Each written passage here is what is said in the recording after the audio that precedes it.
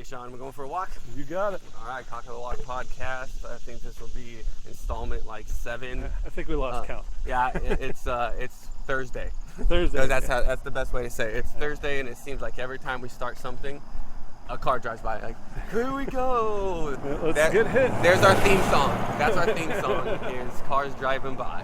I wanted to just touch on this real quick so that we can move past it. There are some people that left comments on our Twitter, YouTube, and other things. I might say it wrong. How would you say that? Akio, A-K-I-O. That on Twitter left a comment referencing Chester from Lincoln Park.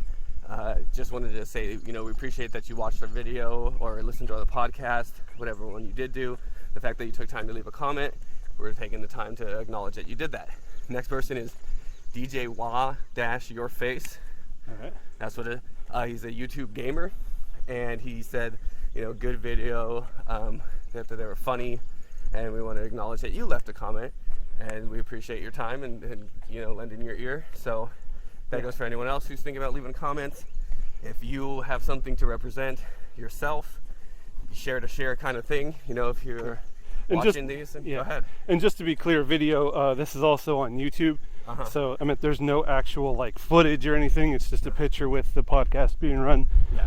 And that's just how they consume podcasts, other than, through Spotify or something. Yeah, we don't have a video of our podcast. No, it's just this audio that we take. So I don't think you want to see two old guys walking. No. Maybe the deer, right? Getting sweaty. Yeah, you want to see what we see. You don't want to see us, probably. No. So I just wanted to do that. Plus Miranda Vince, she's left comments on YouTube, several, and we appreciate those. We've actually talked about those in prior installments. So leave a comment and we'll acknowledge and say thanks. And we monitor it personally. We touch on it. If you have something to say, we do get to it. And even if you don't, if you're just commenting, we get to that and we'll give you a shout out. And it's appreciated. So thanks. Keep it up. Yeah. I want to talk about what I just heard. Not heard, but these Amber Alerts. Oh yeah. Last night, Amber Alert. I was at work listening to the radio, and for a woman, boom, who sold or attempted to sell her child, 21-month-old, which is like a year and something. How much does one of those go for? Per pound? Is it per pound? Per ounce, I think. Per ounce? One. God, how crazy, right? Super brokenhearted. I'm sitting there like, I want my kids. How much would they cost? They're priceless. Come on. That's what blows my mind. I know. Your child is priceless. There is no tag on that. That's why. And we'll get to that. The absurdity of that. Yeah. The absurdity of saying, "Hey, let's sell it." What are you talking about? Good Lord. And who's buying this? Black market? Where are we at here? Is this what reality are we in a here? Bizarro world, or just the world we live in? But one broken heart, that makes me sad. Nothing breaks my heart than just not seeing my kids. But then to hear that someone's out there I'll just sell mine. And that's a complete separate idea from adoption, or you don't feel like you'll be a fit parent and you want to provide a better life for your child. Completely different than let's see what I can get from this. Put that person through a Rule 35. Is that Is that what people see when they hear about me? Is what not that I'm just taking that to that point now, but keep him away. He might run off and try to sell his kids. Are you crazy? That's I'm sorry. Do you have mental health issues? That's horrible. Foot in mouth. But what is that? If there is a mental health issue there, I think it needs to be addressed, because that action it called for an Amber Alert, which means it's super important to address, right? Definitely. And now going on to that, why sell? Are you hurting for money? Is that what it is? Is there a? My guess would be, are you losing the capital? My guess would be some type of drug addiction. Ooh, okay. That's my guess, right? Yeah, I need money for drugs, right? Or, and then that turns into a, mental health thing there as well. Is this person mentally unwell to the point of addiction has taken that much control of their life? Again, I'm speculating, of course. Yeah. But, if that's the case, we need better mental health in this country. I don't have an answer for that, but... No, I don't. I really don't. I think it just blows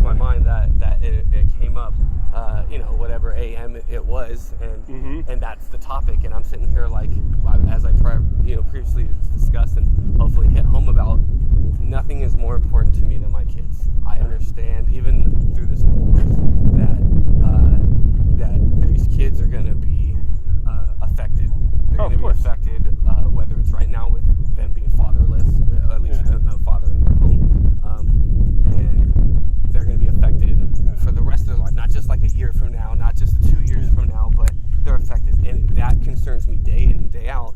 And I want to hold them and let them know that regardless of how this all goes down, I love you unconditionally. And that's one of the reasons I like saying that on and putting it out there. I like just keep reminding, because I say it and it reminds myself, I love these 3 girls unconditionally.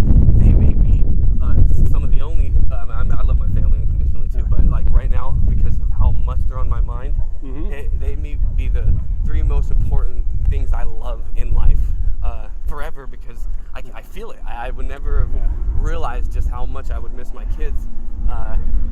And I mean, it's almost to the point where I would have wished I could build a time machine just to make sure that the marriage wasn't the factor in you being a part of their life. Yeah. Like, I mean, I would have like significantly really tried to hone in on some of my own flaws based off of just the fact of how much. Good morning. Morning. Good morning. Just based on the fact that I miss them so much, and it's kind of completely changed me. It sucks that that's the radical thing that had to happen. And I think, if the shoe was on the other foot, if there was the significant other was without the kids for 6 months, and it wasn't just, I had to go somewhere for 6 months. How would the shoe feel on the other foot? Yeah, how would you react? How would you change your ways? What would you become? Yeah. Now, we've talked off the air about, like, hey, what are we going to talk about on the podcast? You said, hey, people seem to like your stories, come up with a story. Yeah. And I'm not going to hit it, but you said, maybe like tell the story of your birth of your kid. Good Lord. I mean, you have 2 of them. Go with your daughter. Go with your daughter. The birth of your kids. But all I was going to do is hit on something that happened whenever she was born. I'm at the first time, delivery room, they had to do emergency C-section on my wife. This isn't the whole story, just a snippet. A part of it, yeah. And, did the C-section, pulled my daughter out, took her over to the incubator, cleaned her up, and then she cried. And the first words that came out of my mouth when I looked at my wife, the first words were, wow, this isn't about us anymore, is it? Mm. And it's like, that's how it should be. Your kids are the most important thing. And that wasn't like a sad or like, oh my God, I just realized. It was like, this is a beautiful thing. This is a beautiful thing. God, I have something that's more important than me now. That's a really good takeaway, because and then it's like I'm going to sell my kid. Yeah. Like what diabolical or mental health. I mean, because I don't know the whole story. Yes, of course, neither do I. That action is not appropriate. Okay. No. The attempting to selling your kids, not appropriate action. I wish I knew more, because I'm not going to sit there and say she's crazy. Well, you can't bash. She may have a mental health issue that needs to be addressed, because it might be addiction, it might be something else, but something has triggered her. It was a woman, I believe, that to do something that you shouldn't be doing, right? Let's be real, right? If there's a mental health issue behind it, I hope that this woman finds help, and I hope that the child is safe. Correct. And I'm going to touch on your story, though. Like, this isn't about us anymore. Mm-hmm. Yeah, I mean, just hearing you say that, it almost like, oh, wow, because I feel like, obviously, this divorce has nothing to do with the kids. Mm-hmm. We're not divorcing our kids. I'm not divorcing my kids. No. I'm not trying to separate. Again, if someone said, hey, you have the option to come see your kid right now for 10 minutes, I'd be like, sorry, Sean, this has got to go. I'm going to go see it. It's not me keeping myself away from my kids. That just needs to be clear. I'm not just sitting out. In fact, my entire family's living in California somewhere, or at least not. And you just not moved in Tennessee. Back here just to have the potential to be in the proximity of. Just to be in the proximity, just to, if I can get my shit together, which is what I'm trying to do, I get to. My reward is, yay! I'm back in my kid's life. So that is, this isn't about now. The divorce seems like arguments are being made where.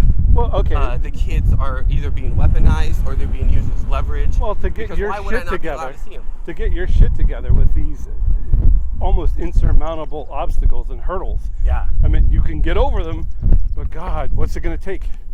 Yeah. Just to get back to, a sense of normalcy for me. Well, this whole damn phrase of new normal. Yeah. When you talk about a limb that's been cut off, if it's like I was, all 4 limbs and now one's been, it's the case. So that's the limb that's been cut off. Yes, I mean, I have that aspect where I wasn't working a W-2 job. Mm-hmm. So when this all went down, I was like, well, what are you going to do for work? While the other person was like, I'm just going to clock in like I did last week. There was no change in my game. And I'm sitting here like, well, I'm not doing what I did last week. And now I need to figure out what I can do. And I went through some trials and errors of that. Like, what can I do? Okay, what makes money? That doesn't make money. What's going to make money? And now I'm finding out. You're limited. Oh, super, especially when you go to play the W-2 game. I've been trying for months to land, good morning. To land some kind of career or a potential job, some kind of opportunity that pays me realistic. The state says I need to make $15 an hour. So I'm sitting here like, okay, what's the highest paying job I can make? It doesn't matter if it's a teen wage. It doesn't matter if it's a potential career or something that came from your background or education. Yeah. Or I mean, the schools do need teachers, but chase the money, sad bro. part That's about that you. is every opportunity I apply for gets shut down because they do a background check, and the background check shows that I have a pending felony, and people are just like, and it blows my mind. Like, I have hard pass. Absolutely, hard pass. I have absolutely no conviction.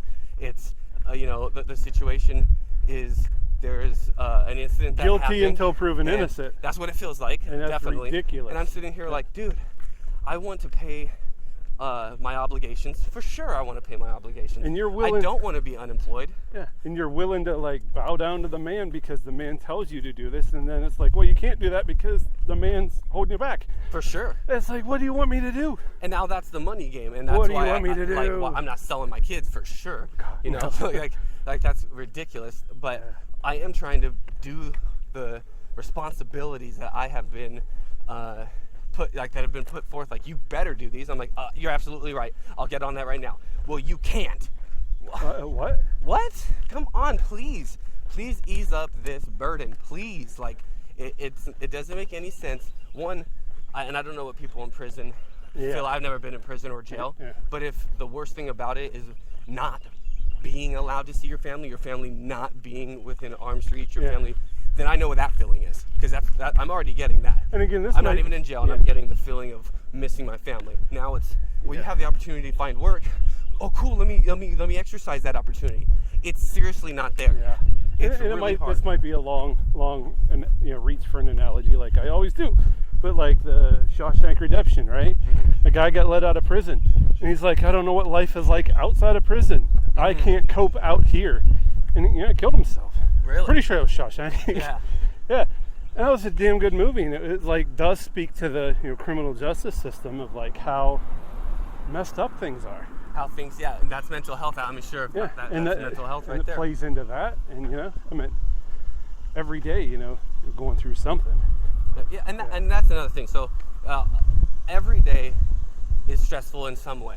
Not just for me, not just for you, but a lot of people are stressed. And one of the most important things is to learn. You can vent the stress, you can acknowledge it, you can say it out loud, and hopefully that helps you. But you also can't not do anything. You can't just not do any action. Yeah, don't hold it in. If I'm upset about or frustrated about my situation, I can't just stop looking for jobs. Maybe I will land one, and if I do, then I'll keep my head down, and I'll still go on the walks if I have the time, and there's a stepping stone. It's that phrase I gave you a while ago that you said, "Oh, go screw yourself." But you're going through hell. Keep going. You keep going. And it sucks, but it's the reality. Does. No, and every day you want to give up a little bit more. It's garbage. It's garbage. It's garbage. Yeah, but if you're going through hell, keep going, because and then you have this thing too. It is perception. It is, this day will be here tomorrow, whether I am or not. Correct. and it will continue on whether I continue on or not. So even if I give up tomorrow, there's the day after that I have to get up and do this anyway. Yeah. Right? So just... You want to try to make don't just acknowledge that you're stressed out about something. Try to make it an action that actually resolves that stress. So if I'm stressed out about money, that I have child support, which is over $800, that the state assumes with no job, it still assumes I'm making $15 an hour working 40 hours a week. You can find that anywhere, sure. Right? Just go apply, and you're like, oh, I applied. They told me I can't because of this. Well, that's on you too. And even if someone's like, I want that on him, I want that pressure on him, I need to win my divorce, and I want to ensure by any means possible that I'm holding him into the fire. You still can't dwell. You have to be like, all right, today's another day, put these shoes on, go for this walk.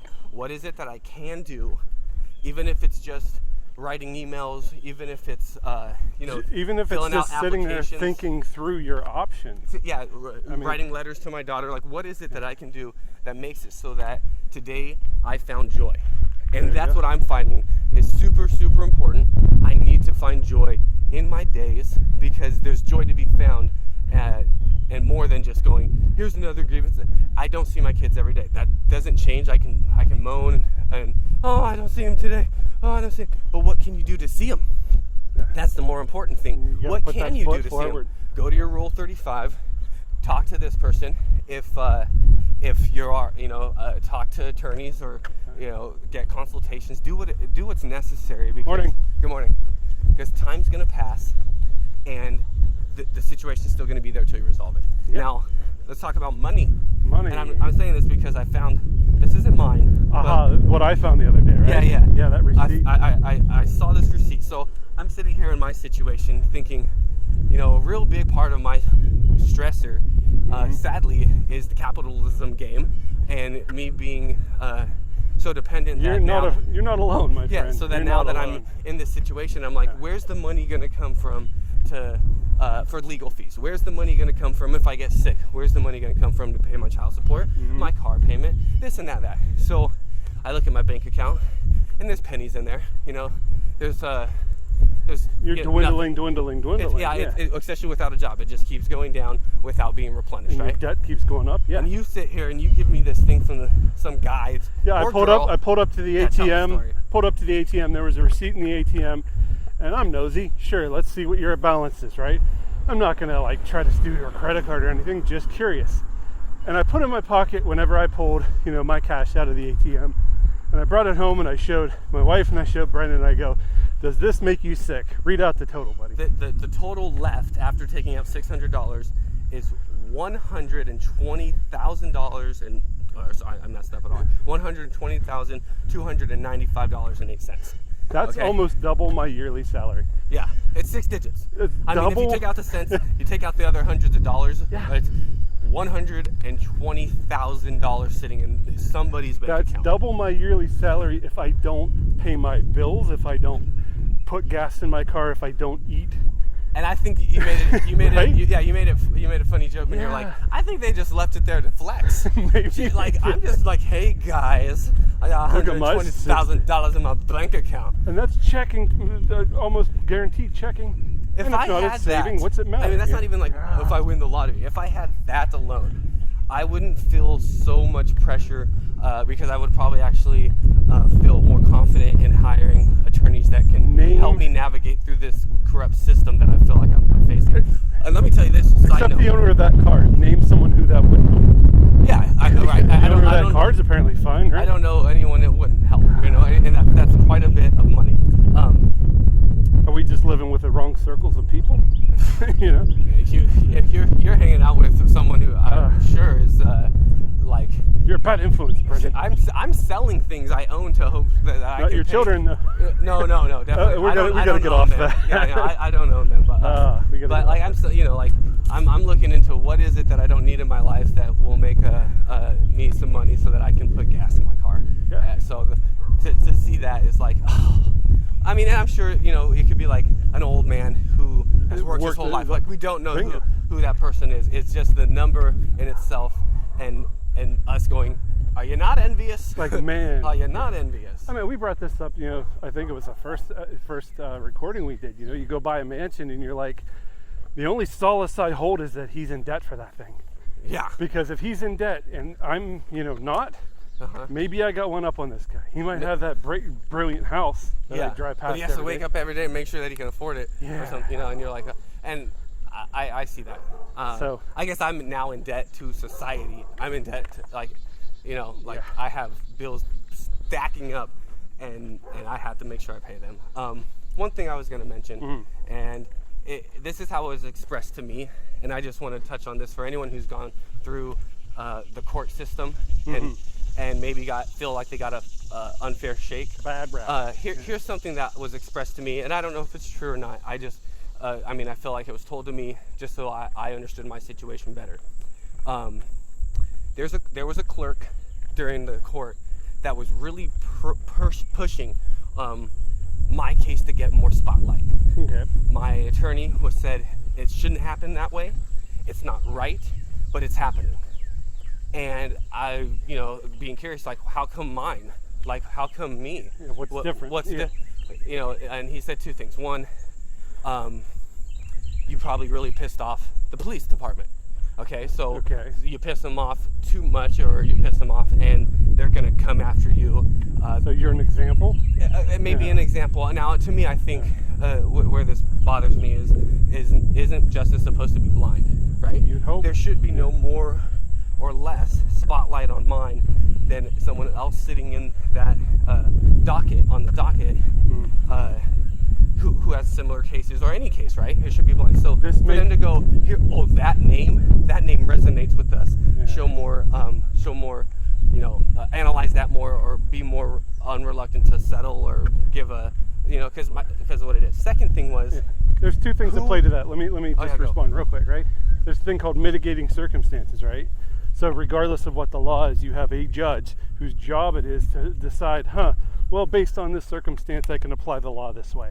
Okay. And that's our justice system. It sucks, but that's how judges work, right? Okay. Mitigating circumstances, right? Were you belligerent to the cops? Whatever. So that becomes a part of your trial, even though it shouldn't be, because you should be treated like everybody else.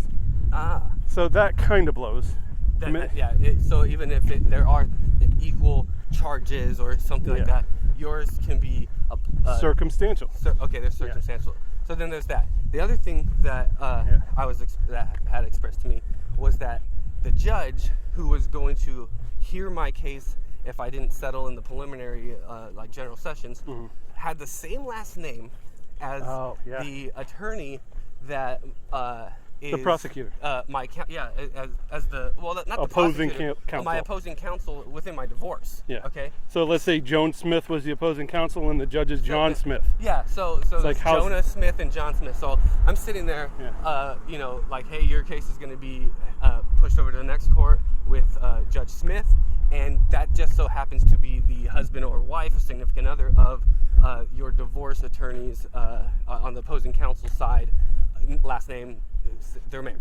And I'm sitting there like, wait, how is that not conflict of interest? That was explained, and one, that's a conflict of interest, and probably not going to be heard by that particular judge. Okay. That's one thing but the second thing was, it was because of the flexing or the ability to pressure that divorce attorney was able to get my case looked at super analyze. Make sure you guys don't just give this guy drill down on it. Drill down on this. Now that again, I don't know how that's not a conflict of interest to if that's a true thing, to sit there and go, don't worry, I'm going to make sure he doesn't get off easy. The prosecutor has some pull.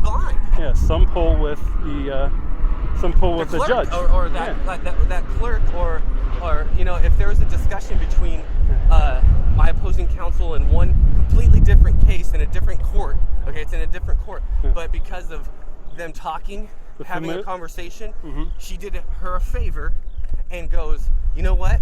I have someone who's going to ensure that this gets. All you have to do is show up and tell your side, and make sure you do that. But we're going to work the angles. To me, that should be grounds for just being disbarred. Like, you shouldn't be able to work the system that way to win your case, if that's true. In poker terms, it seems like they're dealing off the bottom.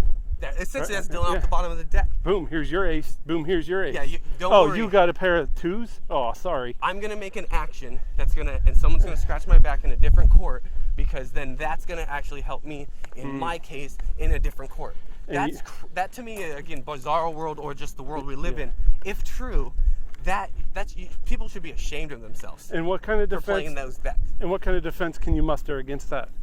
Again, nothing. Yeah, how far? Who knows how far that's going to go down? And then to have that kicked. So, hypothetical situation, that happened. Okay, so you have one opposing counsel get a favor from a clerk within a general sessions court, knowing that if that doesn't settle, then it gets kicked to the husband of that person who called in that favor. What? How do you do that and live with yourself? And is that just the lawyer game? Like, oh, we're lawyers, we're sneaky, and how do I have faith that my, situation's gonna be handled with justice being blind when I've been expressed to, it shouldn't happen this way. I don't know why it's happening this way. It was described that she just has to stick up her ass, but the stick up her ass really means she's gonna shoot for you. Yeah. She's shooting for you, or she's doing someone else a favor. Yeah. That's the why. Why is that stick up the ass? Because it's not a stick. I'm scratching someone's back. It's a back scratcher. Yeah. So that blows my mind. And if there is an attorney that listens to these, or someone knows one, what are my options free legal advice, please? Yeah, what are my options if that really is happening? For my case, if someone's stacking the deck in the sense where you're ignoring what a conflict of interest is subtly, or trying to get away with it like that, is that not trying to get away with a conflict of interest or not? So that's another thing. Well, and then to pile on the thing I was saying with mitigating circumstances is you have, and it's a problem, and it's what we're seeing today, especially with Black Lives Matter movement, you have internal bias. These biases that you are maybe not even aware of that you have. You know what I mean? So they're holding a bias against you. Oh, this guy is belligerent, or, we're taking, we're biased for women, Yeah. Or women's getting divorced, the man must be a jerk. Yeah. You have this inheld belief, that somehow gets expressed, in some way. And I think you said that about a Facebook post or something that you read, and it just, I'll butcher it, but it's like saying essentially, if a woman's saying something, it's because you did it. Yeah. And it's it was, you may as well do it because, you don't have a defense. And that's ridiculous. And that's horrible. I don't like that. That's assuming that a whole gender is incapable of lying or spinning or exaggerating. That's pretty bad. And I'm not bashing that. We don't want to come off as sexist at all. Both genders lie. Both genders spin. Everyone. How much do you lie? How much? How much do you lie, and how often do you lie, and what are your lies about? What? But it shouldn't be that way, especially in the justice system, because you're really messing with people's entire livelihoods. They're like how they're gonna move on past this, because there's life past this, and to stack a deck in any way like this would be a purpose. Like you're essentially attempting to devastate somebody from their future. You're moving from that. Are you just throwing that away? Yeah. In the trash can and all. You can't move too far. Being responsible. I wasn't going to talk while I moved away. Oh, okay. So if we want to go to story time, in the last legs of the race. So you said that about your daughter when she was born. You said it's not about you. It's not about us. And I said that's really important, because I have 3 kids, and my life isn't about the divorce. It's really about them. Yeah. I don't feel that keeping me away from my kids is in the best interest of my kids. I feel like it's being used on paper that way, when really it's just a vendetta. And it's not about, let's make you unhappy. Like, you don't care if you're unhappy. It's, let's not keep the kids away from me. Yeah, why would not for your happiness, but for their benefit. Light up when they see me. I've seen it, like over the Zoom calls and stuff. They're totally safe with me, but to win something, they have to, because they don't know what's going on. Of course. But if they, if this was 10 years in the future, the kids could actually be like, I want to go with Dad. You're crazy, or you're doing crazy things to this man, because this man's not dangerous to us, because they can't speak, or they can't acknowledge what the deal is. They're able to have words put in their mouth, essentially, or like, he's dangerous. I know you girls can't see it, and it's like, no, that's not fair. It's not right, and it's completely false narrative, you know? And again, that's where I leaned on the, you know, and I'm glad you're doing it, you know, write them a letter. Let them know. For sure. Let them know that whatever, I don't want to say bullshit because you don't know, but if they're being fed bullshit. Yeah. Or, okay, if they're being fed that side of the story, you have your side of the story. I think that's more fair. And again, I'm not keeping myself from my kids. If I'm the protagonist, I'm trying to get to my kids. There is an antagonist keeping me away. What that is, I don't know really. I can't identify, but I promise it's there. It's not me. I would see you tonight.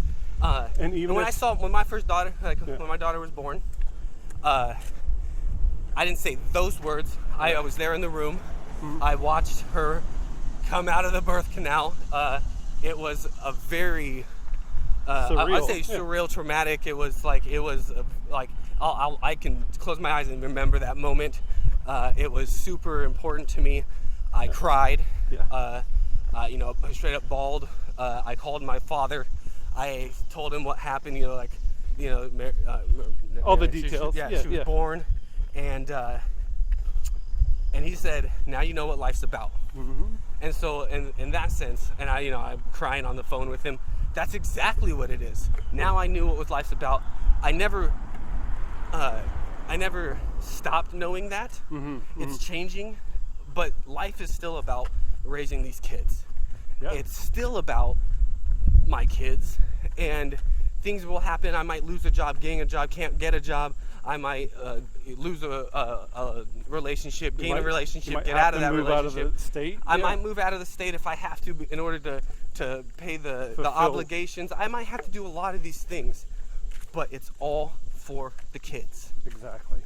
For the kids, directly for the kids, and I want them to know that this is all for the kids.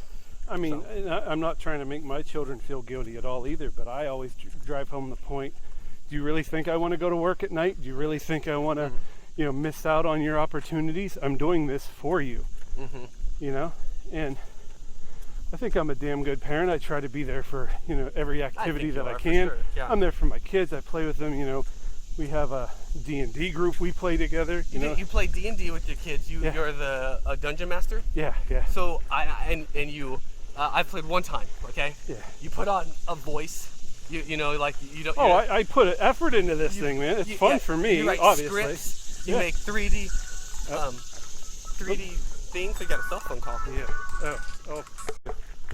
Okay. So, you do the whole. Here's your story. Here's your stuff. Here's Create your characters. 3D character thing. You spend hours prepping for the whole thing. Yeah. Then you get into your character. I'm all new to it, so I'm trying to copy you or fill the space and have fun with it. For you to go that far for your kids, let that alone, that one action alone, would be wow, what a great father. You do go to work full time.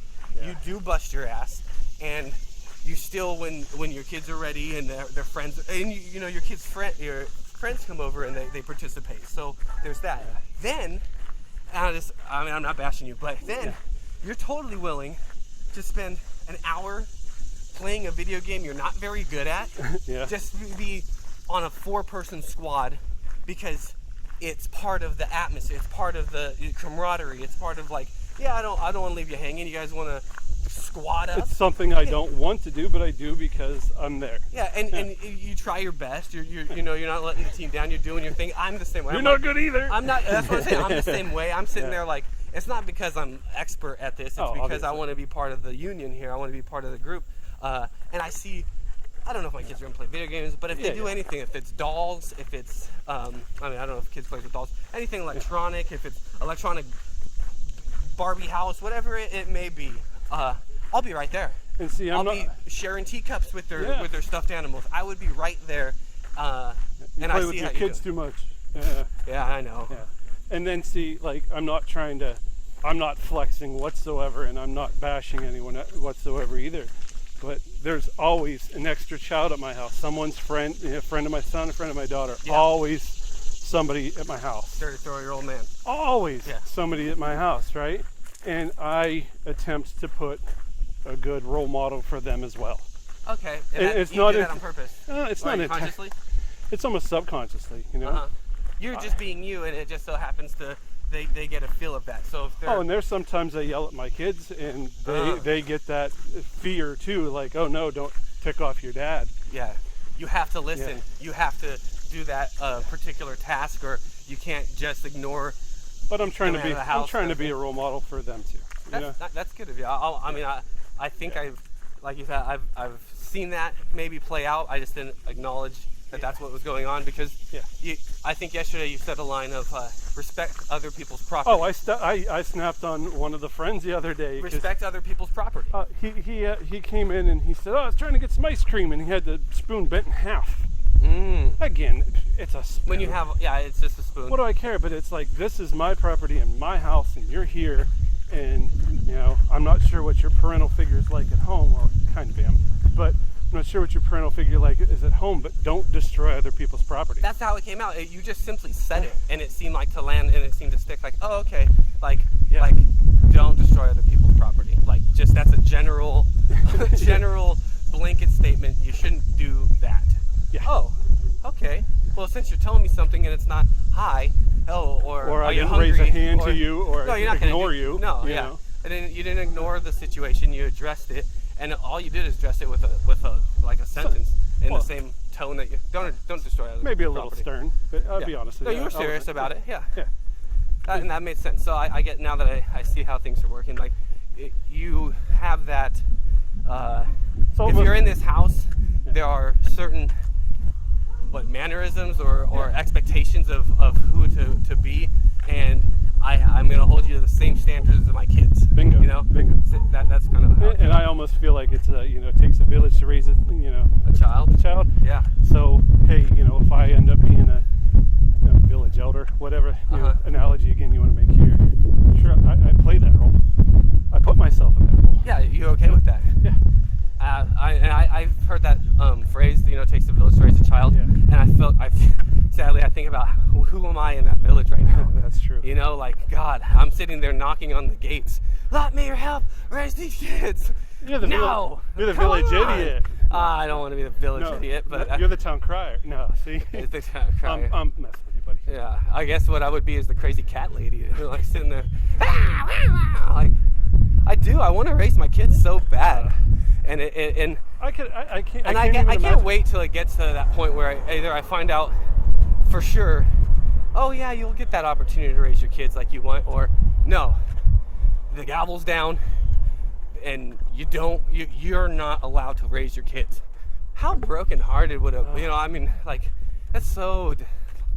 That's hell, man. And I think, like I said, even if it comes down to, a partial custody would be probably your best outcome right now. Yeah, for sure. You get a weekend or even supervised visit, whatever it comes down to. That'd be great, right? For me, yeah. But if it's the hill, but keep going. If they hit you to you will never see your children again, you gotta let them know that you tried. Yeah. That's all. I mean, they went from crawling to walking. I witnessed it. They went from walking to running. I witnessed it. They're speaking, but someday they'll be reading. Mm-hmm. Someday they'll be spelling, and another day they'll have comprehension. I know because I'm in child development. Yeah. And when that comprehension comes, no matter what they've heard, they're going to be able to look at this and that and this and that and go, I can form my own opinion. Yeah, based off of these things, he didn't walk out, he was kept out. Based on these things, he tried, but someone won and was successful in thwarting his efforts, And that's all I can do, because the last thing I want my kids to feel is I abandoned them. Oh, of course. Especially as we talked yesterday about female abandonment within me. The last thing I want to do is make them feel like there's a male abandonment issue, like get it through their head that I was not worth it, these three beautiful kids. No, they're 100% worth it. They're worth me going into hell, into the fire, and sitting there as long as it takes as long as I can get out of there. They're worth that. Yes. And so I'm doing that. It seems like it's going to take forever. It seems like I'm going to be broke. It seems like I'm going to be sad when they're away. I'll see them for a weekend maybe, if that's the luckiest I get. And then I'll be sad for another 5 days. You're doing everything you can to get to that point. Yeah, I'll ignore the sadness with work. I'll ignore the sadness maybe with some music. I'll ignore, I'll be able to keep my mind off that because there's other things out there that occupy my time. Right now, because there's no work, because there's, I have these walks that helps. I specifically go out in my day and go, there's got to be something I can do that brings me joy, rather than sitting here going, when another minute's passed and I don't have my kids. That doesn't help. That just makes me sad. So Well, I think we've pretty much touched everything. We didn't really have anything specific to talk about. We just went. I heard about the Amber Alerts and we kind of ranted from there. You can go ahead and sign off when you're ready. Well, like I said, I can always go on about work. Oh yeah, there's always that. I have nothing to say about work except it's super hard to find a job. Well, my big things is I'm facing 3 different parts of life right now, and it's work and it's home and it's school, and it's not my school. School. And home is fine. I got spend time with my kids, and all this bleeds together. It's all going to bleed together to where work affects school, affects home, affects work. Right, it rocks the paper, right? Yeah. So, and before we get done with this, school, and we can talk about this a lot more now that once it starts. But I see you prepping your home for this new school normal version, yeah. And it seems like it's very chaotic, in the sense that nothing's really being delivered to you. Like, here's the plan, guys. Just wait till you can follow it. It's like, no, we're changing that. Oh, we got to change this. We didn't anticipate this, and so there may be a level or an element of being flexible, quote unquote. It's a learning curve. It's a right? No pun intended. But like, you got to be flexible. But at the same time, as a parent who has a full-time job and whose schedule's not flexible, you don't go, well, I'm not going to come in today because the schooling system got a little jankety. No, you want that consistency, that stability, and it doesn't seem to be provided. And my major complaint is, how am I going to expect my children to follow a schedule or to know what the hell to do when the adults don't know what the hell's going on? Yeah. And it goes back to them that you have smart kids. Yeah. They can serve that tennis ball or that ball right back into, well, you guys weren't prepared, so that's why I'm not prepared. That excuse is going to be used a lot. Well, I would have, if you would have given me time to, why didn't you do your homework? Why aren't you studying? Because I don't understand how this works. Why didn't you log on today? Oh, I don't understand it.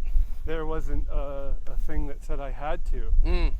And again, one of the huge contradictions I just came across was, again, they're trying to put schedules out. They don't know what's going on.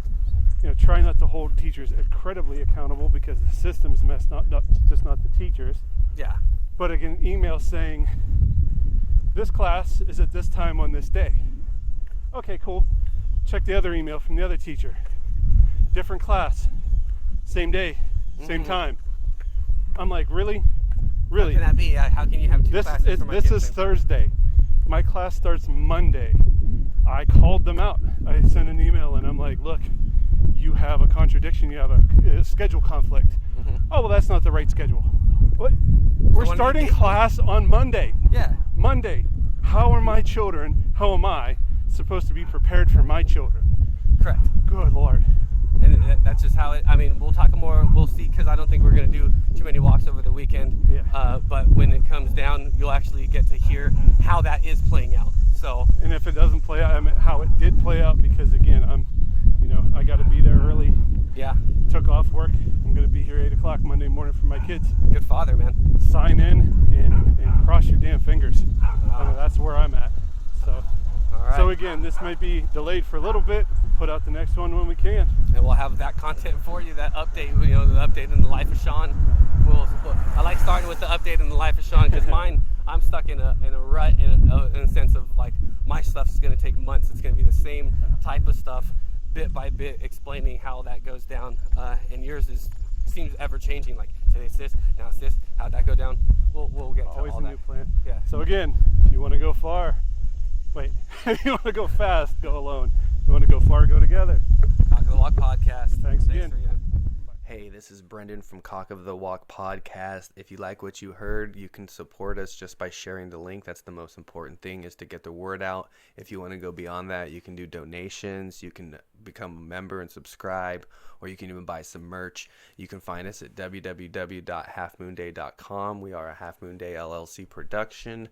You can also reach us directly with comments, questions, or topics you want us to discuss at cockofthewalkpodcast@gmail.com or cockofthewalkpodcast@aol.com. We also have a Facebook, and you can find us on YouTube under the Half Moon Day page. On behalf of myself and Shaun, thank you very much for tuning in. We know there's a lot of podcasts out there, and we appreciate your time. Have a good day.